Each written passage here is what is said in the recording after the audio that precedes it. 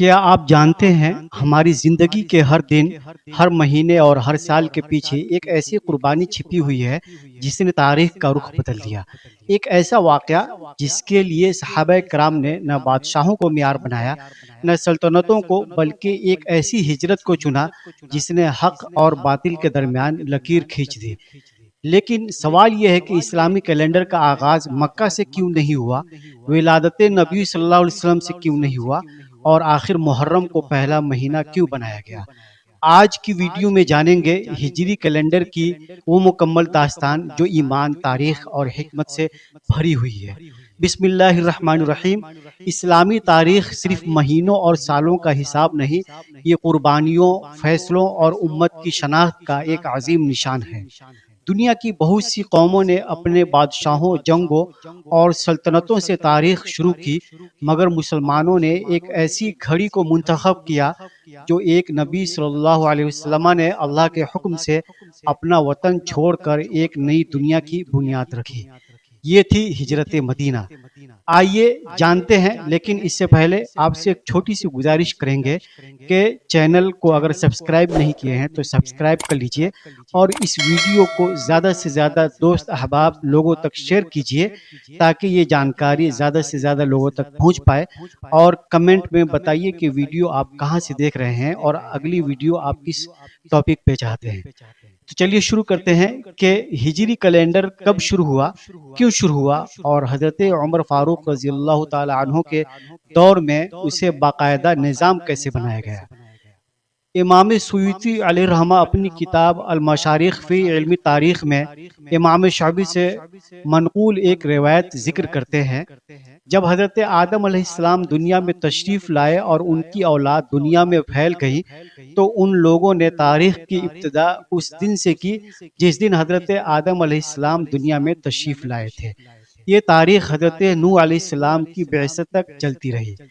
اس کے بعد لوگوں نے حضرت نوح علیہ السلام کی بعثت کو آغاز تاریخ قرار دیا، اور اس دن سے نئی تاریخ کی ابتدا ہوئی۔ اس کے بعد طوفان نوح آیا اور لوگ ہلاک ہو گئے، سوائے ان کے جنہیں اللہ تعالیٰ کی نصرت حاصل ہوئی۔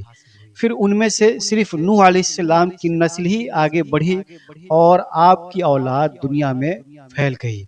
ملفوظات اعلی حضرت میں ہے، پسماندگان طوفان سے کسی کی نسل نہ بڑھی، صرف نوح علیہ السلام کی نسل تمام دنیا میں ہے۔ اور قرآن پاک میں اللہ تبارک و تعالیٰ نے ارشاد فرمایا، اور ہم نے اسی کی اولاد باقی رکھی، اسی لیے انہیں آدم ثانی کہتے ہیں۔ تفسیر روح البیان۔ تو اس آیت کے تحت تفسیر خزائل العرفان میں ہے، اب دنیا میں جتنے انسان ہیں سب حضرت نوح علیہ السلام کی نسل سے ہیں۔ حضرت ابن عباس رضی اللہ تعالی عنہما سے مروی ہے کہ حضرت نوح علیہ السلام کے کشتی سے اترنے کے بعد ان کے ہمراہیوں میں سے جس قدر مرد و عورت تھے سبھی مر گئے، سوا آپ کی اولاد اور ان کی عورتوں کے، انہی سے دنیا کی نسلیں چلی۔ جب حضرت نوح علیہ السلام کی اولاد دنیا میں پھیل گئی تو انہوں نے طوفان نوح سے تاریخ کا آغاز فرمایا، اور یہ تاریخ حضرت ابراہیم علیہ السلام کے آگ میں ڈالے جانے تک چلتی رہی۔ پھر حضرت ابراہیم علیہ السلام کے بیٹے حضرت اسحاق علیہ السلام کی اولاد نے نعرے ابراہیم سے تاریخ کی ابتدا کی، بعثت سیدنا یوسف علیہ السلام تک، پھر بعثت یوسف علیہ السلام سے بعثت موسیٰ علیہ السلام، پھر حضرت سلیمان علیہ السلام کو جب سلطنت ملی، پھر عیسیٰ علیہ السلام کی بعثت، پھر بعثت عیسیٰ علیہ السلام سے حضور نبی اکرم صلی اللہ تعالی علیہ وسلم تک۔ حضرت اسماعیل علیہ السلام کی اولاد نے نعرے ابراہیم علیہ السلام سے بیت المقدس بنائے جانے تک کو مبدأ تاریخ قرار دیا۔ پھر اس کے بعد اہل عرب مختلف واقعات کو مبدأ تاریخ بناتے رہے، جیسے یوم جبلہ، کلاب اول اور عام الفیل۔ رومی عہد سکندر سے تاریخ شمار کرتے تھے، جبکہ فارسی اپنے ہر بادشاہ کے عہد سے نئی تاریخ کی آغاز کرتے تھے۔ تاریخ ہجری کا آغاز کب، کیوں اور کیسے ہوا؟ حضرت ابن شہاب زہری سے روایت ہے کہ وہ کہتے ہیں کہ حضور صلی اللہ علیہ وسلم جب مدینہ شریف تشریف لائے تو آپ نے ہجری تاریخ کا حکم دیا، امام ابن عساکر نے اس روایت کو اسوب کہا، اور ایک دوسری روایت جو اس کی تائید کرتی ہے وہ یہ ہے کہ جس کو امام ابن صلاح نے بیان فرمایا کہ امام ابو طاہر ابن محمش زیادی نے اپنی کتاب فی شروط میں یہ بیان فرمایا ہے کہ حضور صلی اللہ تعالی علیہ وسلم نے ہجری تاریخ لکھنے کا حکم فرمایا جب نجران کے نصارے کو خط لکھا گیا۔ اس میں فرمایا کہ لکھو یہ خط 5 ہجری میں لکھا گیا۔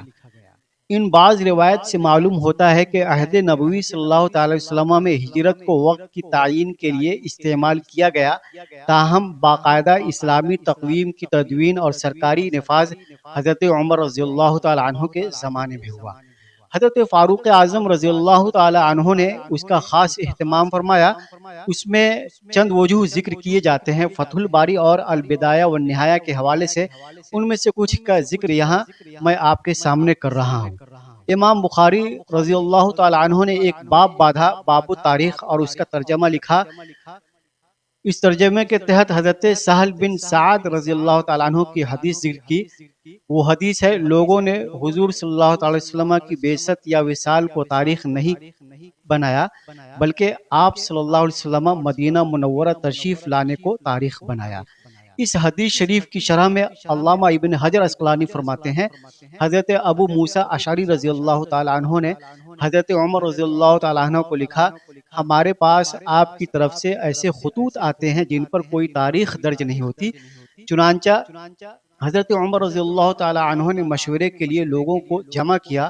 بعض لوگوں نے کہا نبی کریم صلی اللہ علیہ وسلم کی بعثت سے تاریخ کا آغاز کیجیے، اور بعض نے کہا رسول اللہ صلی اللہ تعالی وسلم کی ہجرت سے۔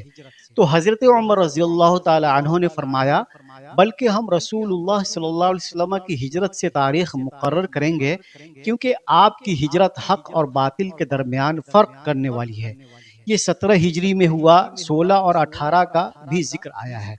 جب سال پر اتفاق ہو گیا تو مہینے میں اختلاف ہوا، بعض نے رمضان کہا، بعض نے رجب، بعض نے ذوالحجہ۔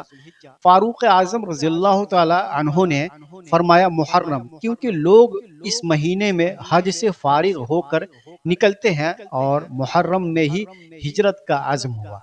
یہ روایت امام شعبی سے ہے۔ اس سے ربیع الشریف کے بجائے محرم الحرام سے آغاز تاریخ ہونے کا جواب بھی مل گیا۔ اور میمون بن مہران کہتے ہیں کہ حضرت عمر رضی اللہ تعالی عنہ کے پاس ایک دستاویز پیش کی گئی جس کی ادائیگی کا وقت شعبان تھا۔ انہوں نے پوچھا کون سا شعبان؟ کیا وہ جو گزر چکا، یا وہ شعبان جو آنے والا ہے، یا وہ شعبان جس میں ہم ابھی موجود ہیں؟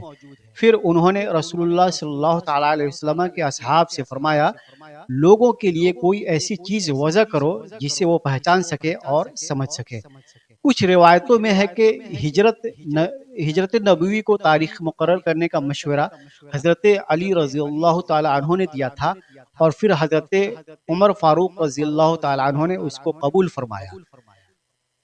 صحابہ کرام رضوان اللہ تعالی علیہم اجمعین نے سن 16 ہجری اور بعض کے نزدیک 17 یا 18 ہجری میں خلافت فاروقی کے دور میں اس بات پر اتفاق کیا کہ اسلامی تاریخ کا آغاز ہجرت نبوی صلی اللہ علیہ وسلم سے کیا جائے۔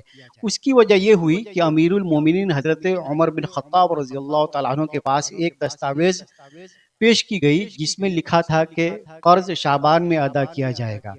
حضرت عمر رضی اللہ تعالیٰ عنہ نے فرمایا کون سا شعبان؟ کیا یہ موجودہ سال کا شعبان ہے، گزشتہ سال کا، یا آئندہ سال کا؟ اس کے بعد آپ نے صحابہ کرام کو جمع کیا اور ان سے مشورہ کیا کہ ایک ایسا باقاعدہ تقویم تاریخ مقرر کی جائے جس کے ذریعے قرضوں کی مدت اور ایک دیگر معاملات کی تعیین ہو سکے۔ ایک شخص نے کہا ایران والوں کی طرح تاریخ مقرر کی جائے، مگر حضرت عمر رضی اللہ تعالیٰ عنہ نے اسے پسند نہ فرمایا، کیونکہ فارسی لوگ اپنے بادشاہوں کے ادوار کے مطابق تاریخ شمار کرتے تھے، یعنی ایک بادشاہ کے بعد دوسرے بادشاہ کے نام سے تاریخ چلتی تھی۔ ایک اور شخص نے کہا رومیوں کی تاریخ اختیار کر لی جائے، لیکن اسے بھی ناپسند کیا گیا، کیونکہ رومی لوگ سکندر بن فلبس مقدونی کی حکومت سے تاریخ شمار کرتے تھے۔ پھر بعض صحابہ نے کہا رسول اللہ صلی اللہ علیہ وسلم کی ولادت مبارکہ سے تاریخ شروع کی جائے، کچھ نے کہا بعثت نبی صلی اللہ علیہ وسلم سے، اور بعض نے کہا ہجرت نبوی صلی اللہ علیہ وسلم سے، جبکہ کچھ نے رائے دی وصال نبی صلی اللہ علیہ وسلم سے تاریخ کا آغاز کیا گیا ہے۔ حضرت عمر رضی اللہ تعالیٰ عنہ کا رجحان ہجرت سے تاریخ شروع کرنے کی طرف ہوا، کیونکہ ہجرت ایک نمایاں اور مشہور واقعہ تھا، چنانچہ تمام صحابہ کرام نے اس پر اتفاق کر لیا۔ امام بخاری رحمۃ اللہ تعالیٰ علیہ نے اپنی صحیح بخاری میں تاریخ کب مقرر کی گئی کے عنوان کے تحت روایت نقل کی ہے۔ حضرت سہل بن سعد رضی اللہ تعالیٰ عنہ فرماتے ہیں، لوگوں نے نہ تو نبی کریم صلی اللہ علیہ وسلم کی بعثت سے تاریخ شمار کی اور نہ ہی آپ صلی اللہ علیہ وسلم کے وصال سے، بلکہ صرف آپ صلی اللہ علیہ وسلم کے مدینہ تشریف لانے سے تاریخ کا آغاز کیا۔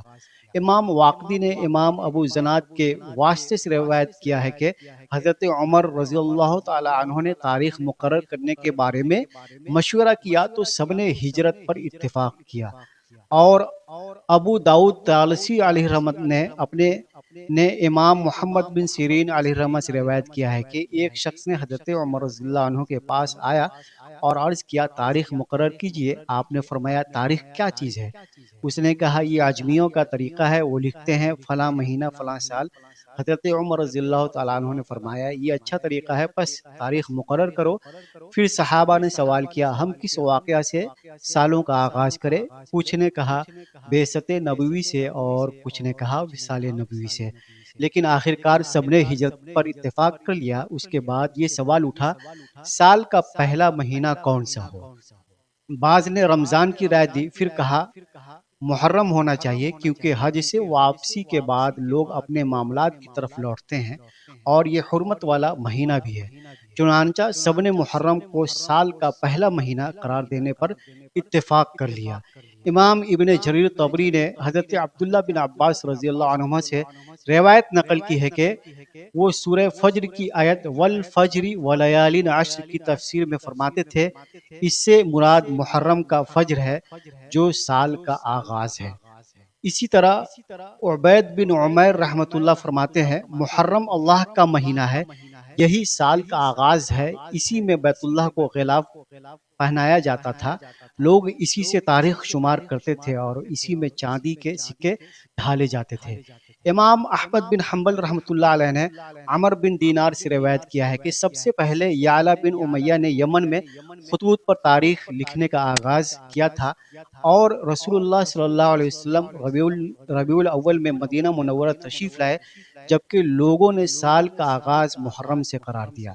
محمد بن اسحاق نے امام زہری اور امام شعبی رحمہ اللہ سے روایت کیا ہے کہ بنو اسماعیل پہلے حضرت ابراہیم علیہ السلام کی آگ کے واقعہ سے تاریخ شمار کرتے تھے، پھر بیت اللہ کی تعمیر سے، پھر کعب بن لؤی کی وفات سے، پھر واقعہ فیل سے، اور بعد میں حضرت عمر بن خطاب رضی اللہ تعالی عنہ نے ہجرت نبوی صلی اللہ علیہ وسلم کو تاریخ کا مبدأ قرار دیا، اور یہ واقعہ سن 17 یا 18 ہجری میں پیش آیا۔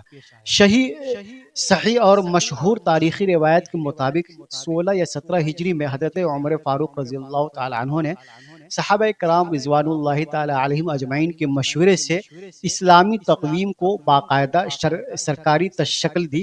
آغاز تاریخ کے لیے ہجرت نبوی صلی اللہ علیہ وسلم کو مبدأ قرار دیا گیا اور محرم الحرام کو سال کا پہلا مہینہ مقرر کیا گیا۔ البتہ بعض روایت سے معلوم ہوتا ہے کہ عہد نبوی میں بھی ہجرت کو وقت کی تعیین کے لیے استعمال کیا جاتا تھا۔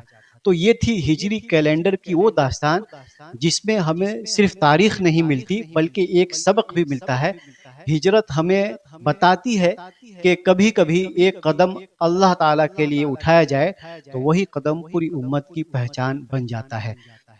اگر آپ کو تاریخ اسلام کے ایسے حقائق پسند ہیں تو ویڈیو کو لائک کریں، شیئر کریں اور چینل کو سبسکرائب کریں، کیونکہ تاریخ صرف پڑھی نہیں جاتی، تاریخ سے سبق لیا جاتا ہے۔ اگر آپ چاہتے ہیں کہ تاریخ اسلام کے ایسے کم معروف مگر اہم واقعات آپ تک پہنچتے رہیں تو ابھی سبسکرائب کیجئے اور بیل آئیکن ضرور دبائیے، اور کمنٹ میں لکھیے کہ آپ ویڈیو کہاں سے دیکھ رہے ہیں اور اگلی ویڈیو کس ٹاپک پر چاہتے ہیں۔ شکریہ۔